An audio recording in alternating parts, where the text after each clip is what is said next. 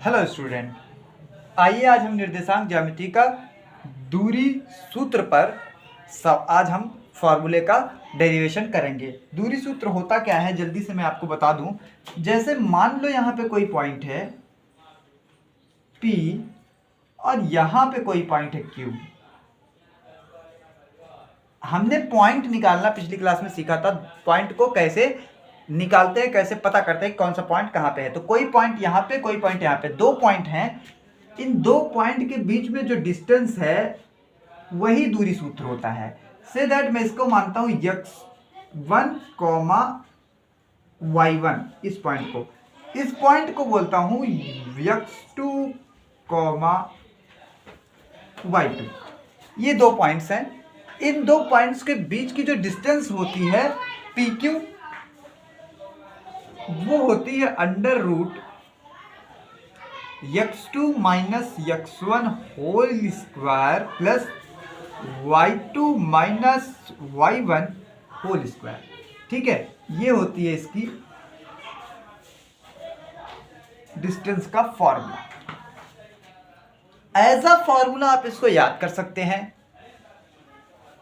ये सारे क्वेश्चंस आपके हो जाएंगे अगर इस फॉर्मूले को रट के याद कर लेंगे तो। लेकिन ये वीडियो मैं उनके लिए बना रहा हूं जो इंटरेस्टिंग है इस फॉर्मूले के बारे में जानने के लिए कि ये फॉर्मूला आया कहां से है। तो चलो यही बात मैं स्टार्ट करता हूं कि ये फॉर्मूला आया कैसे। मानो इसको मैं ऐसे मिला देता हूं, ऐसे डॉटेड लाइन से। ये डिस्टेंस x1 होगी ना, क्योंकि यहाँ x1 है, इस पॉइंट का निर्देशांक x1 है। इसका मतलब x1 हम चले होंगे, तो यहाँ पे इसकी दूरी क्या हो गई x1। और यहाँ चले होंगे ये y1 है, तो सो दैट मैं इसको यहाँ से यहाँ तक y1 लिख देता हूँ। ये y1 हो गया। क्या हो गया? y1। फिर हम इसी को से इधर भी सिमिलरली ऐसे मिला देते हैं। तो ये जो पॉइंट है यहां तक का पॉइंट, वो क्या होगा? x2 है, इसलिए यहाँ पे x2 दूरी चले होंगे x पर, तो ये x2 हो गया होगा। ये पूरी y2 होगा, तो ये यहां से ऐसे ऐसे ऐसे आया होगा यहां तक, ऐसे यहाँ। ये पूरा क्या होगा? y2 होगा। पहले यही समझ लीजिए बहुत अच्छे से। ये क्या होगा? y2 होगा।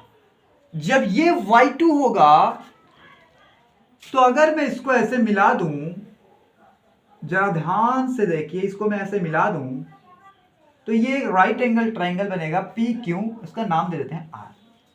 PQR एक राइट एंगल ट्राइंगल जिसको समकोण त्रिभुज कहते हैं, वह बनेगा। दिख रहा है बनता हुआ।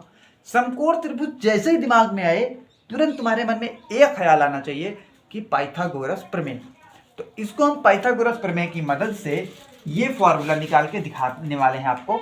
तो अभी मैं पाइथागोरस प्रमेय लिख देता हूं पहले।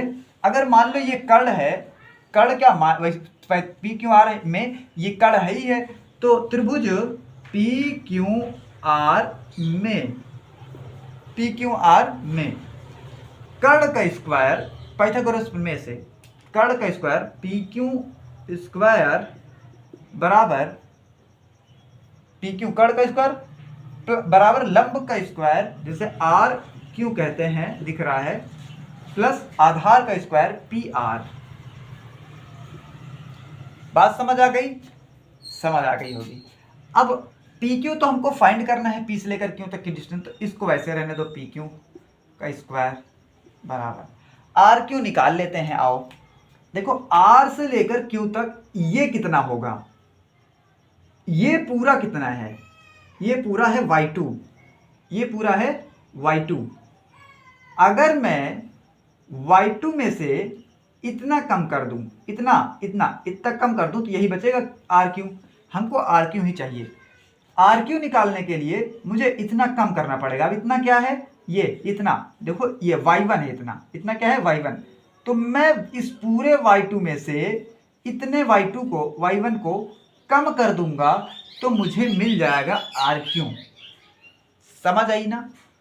RQ y2 माइनस y1 का स्क्वायर है। इतना क्या है? y2 माइनस y1 है, y2 माइनस y1 है। क्यों? इस पूरे y1 को कम कर दिया इस पूरे y2 में से, यही ये है। अब आओ इतने की बात करते हैं, क्योंकि हमको PR की जरूरत है। P से लेकर R तक ये कितना होगा, तो मुझे ये पता है पूरा x2 है। देखो यहाँ से लेकर यहाँ तक x2 है। अगर मैं उसमें से इतना कम कर दूं x1, तो ये इतना ही बचेगा, और इतना ही ये भी है। तो PR होगा x2 में से x1 को घटाकर, तो ये वाला जो होगा x2 माइनस x1 होगा, और जितना ये है उतना ये भी है, तो ये भी क्या हो जाएगा x2 माइनस x1। और इस पर होल स्क्वायर लगा है, तो होल स्क्वायर भी हमको लगाना पड़ेगा x2 माइनस x1 करके। क्लियर है ना? देखो स्क्वायर को उस तरफ भेज देंगे तो जरा जाएगा अंडर रूट, और मैं क्या करना चाह रहा हूं, मैं इसको x2 माइनस x1 को इधर और y2 माइनस y1 को इधर, क्योंकि प्लस में है दोनों तो इधर उधर कर सकते हैं, तो कर दे रहा हूं। पी क्यू बराबर, ये स्क्वायर इधर आया अंडर रूट में बन गया, under root x2 minus x1 whole square plus y2 minus y1 whole square. यही तो फॉर्मूला मैंने ऊपर लिखा है। कितने लोग उत्सुक थे इस फॉर्मूले को जानने के लिए कि कहाँ से आया है, उनके लिए मैं ये बता रहा हूँ डेरिवेशन। और ये डीप नॉलेज एकदम अच्छे से, अगर ये पता है तो आपको ये फॉर्मूला रटने की ज़रूरत नहीं है। कभी भूल भी जाओगे तो आप ऐसे करके निकाल लोगे। ये होती है असली मैथ। ठीक है, तो ये समझ आया होगा मुझे उम्मीद करता हूँ। अगर किसी के दिमाग में ये आ रहा हो कि x2 माइनस x1 को y2 माइनस y1 को क्या मैं पलट के ऐसे लिख सकता हूँ x1 माइनस x2 का whole square, y2 minus y1 minus y2 का होल स्क्वायर, मतलब y1 को पहले, x1 को पहले और x2 को बाद में, y2 को बाद में, ऐसा कर सकता हूँ क्या? हाँ कर सकते हो। क्यों कर सकते हो? क्योंकि मान लो इसको घटाने पर कोई निगेटिव संख्या आई, मतलब ऋणात्मक संख्या आई, तो ऋणात्मक का स्क्वायर करने पर वो ऐसे ही पॉजिटिव बन जाएगा। वो इसी की जैसा अगर पॉजिटिव आया तो पॉजिटिव का स्क्वायर करने से पॉजिटिव बन जाएगा, मतलब कुल मिला के बनना उसको पॉजिटिव ही है। तो चाहे इसको इधर कर दे चाहे इसको इधर कर दे, आना एक ही आंसर है।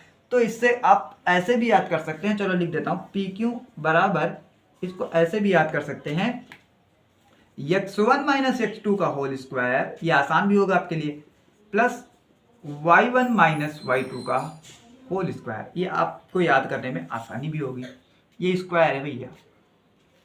ठीक है, आप इसको भी याद कर सकते हो, इसको भी याद कर सकते हो, दोनों एक ही फॉर्मूला है, आप चाहे जो याद कर लें। तो मैं अगली क्लास में क्वेश्चंस धड़ाधड़ ढेर सारे क्वेश्चन लगाऊंगा, और आपको ये फॉर्मूले का कॉन्सेप्ट आप क्वेश्चन से जरूर समझ में आएगा कि क्या होता है क्वेश्चन, तो इस फॉर्मूले को कैसे यूज करना है, यूज करना आपको अगली क्लास में आ जाएगा।